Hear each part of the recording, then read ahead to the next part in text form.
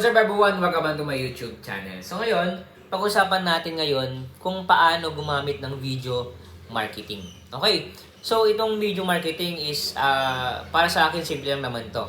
Okay? Ang kailangan, ang suggestion ko sa inyo para magkaroon kayo ng video marketing is gamitin ang mga video platform tulad ng YouTube o Vimeo o mag-create ng mga nakakatawa o nakaka-inspire na video. Pero kung mahalata nyo sa aking ginagawa is yung mga nakaka-inspire, mga informative, educational purposes, okay? And then eventually, time will come, ay doon naman yung video marketing, okay?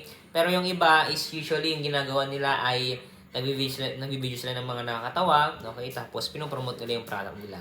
Okay, it's up to you kung ano dapat yung tugma sa inyo or iyak, okay? Pwede naman na kung gusto nyo, kahit kayo ng YouTube channel nyo, kaya Facebook page nyo, tapos start kayong mag-video marketing doon. Okay, so ang like kong sinasabi sa mga vlog ko is give value first before the profit.